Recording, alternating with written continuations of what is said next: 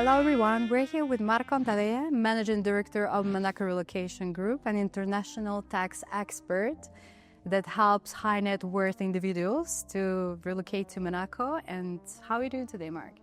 Pleasure, Iuliia. Doing well. Here to discuss about Monaco, carte de séjour, tax system, relocation, and a little bit of everything. So looking forward to discuss with you this. Let's talk about the most striking aspect of the Monaco, which is real estate. Is it that really expensive? I mean, we have to consider that Monaco has 2 square kilometers, and a lot of people want to live in Monaco for tax purposes, for many reasons. So yes, it's really complicated, and it's the biggest milestone to move to Monaco, even over tax system, lifestyle. This is a thing that most of the time implies the biggest effort for someone who moved to Monaco, and you have to consider that the average price for the square meter is 50,000 euros. And of course, it's not the same if you want to live in La Roto area, Jardin Exotique, or Monte Carlo. There are areas like Mariterra that currently the price per square meter is 120k. So possibly the most expensive square meter in the world right now.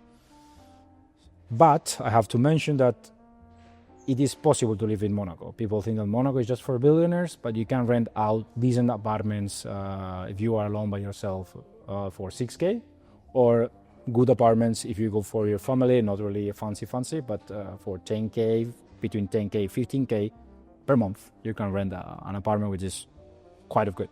So yes, this is the most complicated aspect of moving to Monaco, but if you can afford it, go for it. Why not? Yeah. So Marc, why are nowadays more and more high net worth individuals are moving to Monaco? Certainly, we are living in a really challenging moment for high net worth individuals. And it's not just that Monaco is a really good destination. We have to also consider that most of the destinations for high net worth individuals that exist during the last 10 years are either disappearing or becoming more and more complicated. As an example, everyone knows the NHR in Portugal, or no habitual regime, that exists during years for high net worth individuals, and it ended in 2023. Then you have the flat tax regime in Italy, which used to be a really good destination for high net worth individuals, but no longer trustworthy because they changed the law like twice in 2 years, and now it's not 100k, it's 300k, and last year was 200k, so not trustworthy anymore. And then the famous UK non-dom also disappeared. So high net worth individuals currently, they don't have where to go, and there are limited options of where to go. Apart from that, they are facing increasing of taxes everywhere. You have solidarity tax in Spain, wealth tax in Spain, exit tax in Norway, probably citizenship-based taxation in France. UK was also considering wealth tax, exit tax. So yeah, it's a really challenging moment. And if you want to secure your future, if you want somewhere to go, that at least the playbook is clear and the rules are clear, it's Monaco. Monaco doesn't have taxes since 1869. The constitution from 1962, it's really solid. It's a really tiny country, just 38,000 people living there and 10,000 citizens. So the stability and helping the high net worth, or being focused on the high net worth, is in the core of the country. It's their business. And you have legal certainty, low taxes, and safety, which is one of the safest countries in Europe. And all thanks to the crown, thanks to the government. And I think it's one of the few places that you can go, and at least you will have guaranteed for hundreds of years that it's going to be like that. So that's why so much people are deciding to move to Monaco. So how is the Monaco taxation? Are there really no taxes, any kind of at all? Or are they existing anything? Contrary to what most of the people think, there are taxes in Monaco. There is not personal income tax, so that's one of the main attractions from Monaco, which means that if you have any financial investment yields, if you have labor income, any personal income is not taxed. So that's of course the main advantage of Monaco. But then there is, for instance, corporate income tax. So if you want to carry out a business in Monaco, your profits are going to pay 25%, which is a pretty high tax rate and really aligned with the European Union or Europe tax rates, but really high. And then yes, there is some taxes on the real estate, and there is also French VAT. since the convention with France that was signed in the 1950s. So yes, there are taxes in Monaco, and you have to analyze your situation really well to see if it is if you're moving for tax reasons, if it is profitable or not. And is the tax haven label accurate? Currently, the definition of tax haven is more related to non-exchange of financial information or bank secrecy. Currently, Monaco is an international compliant country, which means that they are exchanging information with a lot of countries. They are cooperative with the OECD, with the European Union. So, no, Monaco is no longer a tax haven, fully compliant with the FATF rules. So at the end, if you are looking for a place to hide money, like non-compliance money, Monaco is not your place. Monaco has 26 banks, really well-reputed banks, and the country is doing a lot of efforts to become compliant with all the international rules. So yeah, definitely not a tax haven for hiding money, but yes, a really good place to live non-paying taxes and to open a bank account with legit money. Okay. And how would you describe this destination? Do you think it's mostly for the people who, after their retirement, that would like to spend the rest of their life there in calm and peace, or for the people who run businesses there? Considering what I explained about corporate income tax and personal income tax, I think that Monaco is the best destination for someone who is living from savings, or someone who is retired, or someone who is really wealthy and is living from managing their own wealth, rather than someone who is carrying out a business.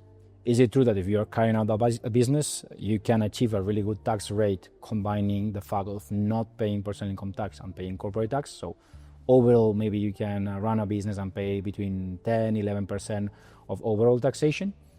But it is true that I think Monaco is more focused for super high net worth or extremely good athletes who wants to move to Monaco. But having said that, sometimes you may think that you are not wealthy enough to move to Monaco, but you can be. So just to say that appropriate analysis is important. So you have to do a full disclosure about your wealth, your income, why do you want to move to Monaco, why your family is moving to Monaco. What the authorities are trying to see is that you are generally want to move to Monaco and you really want to move to Monaco.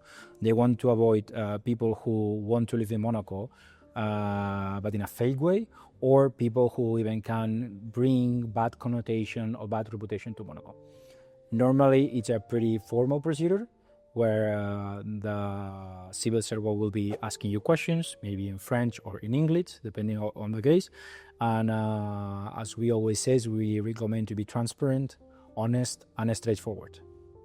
Once this interview ends, probably around with 1-2 months, the resolution could be ready. So in order to get the carte de séjour, you have to bear in mind that you will need more or less between 5 months, 6 months to get the carte de séjour, which at the end is an immigration permit. It's a residency permit which allow you to live in the country.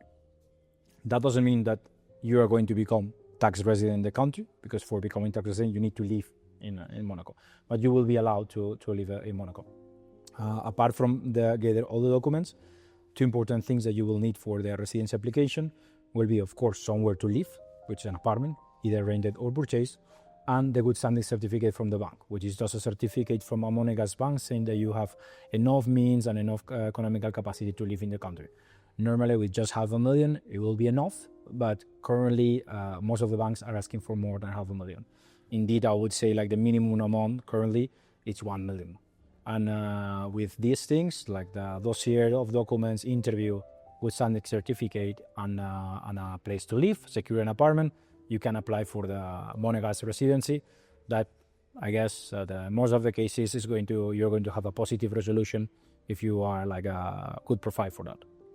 And regarding the topic of the residence, a lot of people nowadays confuse the carte residence and the tax residency. Can you, in a couple of words, just describe and define what's the difference between both of these terms? Yeah, good point, because the carte de séjour or the residency allows you to live in the country, but it doesn't make you automatically tax resident. Tax residency depends on facts, like, for instance, living in the country at least half a year, having your center of economic interest in the country, which means have wealth in Monaco, like purchase an apartment, having a substantial bank account, and also your your personal ties. Personal ties could be, for instance, having your family living in Monaco, having your partner living in Monaco. So considering all these aspects, if you are meeting these aspects, Monaco's authorities can consider you a tax resident. How you can prove that you are a tax resident in Monaco? Through a tax certificate, which is issued by the Monaco's authorities, which is sort of document that if any foreign tax authority is claiming your tax residency, like, I don't know, HMRC in the UK, Spanish tax authorities in Spain, French authorities in France. So with this document, if you have this document, you can prove that you are a tax resident in Monaco. So it guarantees you that if a foreign tax authority tries to claim back your residency, your tax residency, you can fight back somehow. If you don't have that document, you are administrative resident, you have the carte séjour, but you are not fully tax resident in Monaco. So that's why it's so very important. If you want to benefit from the tax system in Monaco, so 0% tax in your personal income tax, you need this certificate. This certificate is super important. And that's mainly the differences. Carte séjour is like an immigration permit. The tax certificate or the tax residency is a matter of facts. So if you are really living in the country or not. So I'm going to give you 5 topics, and you have to choose which destination, in your opinion, is the best for each of this. Dubai or Monaco? Okay. So the first one is going to be personal taxes. Monaco, no personal income tax since 1869. Running a business. Dubai, less taxes. Real estate. Monaco, no bubble. Networking. Dubai, by far. Legal certainty.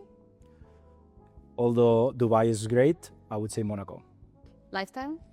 Monaco, more European lifestyle. Logistics. Dubai, by far, really good, great airport, really good location. Great.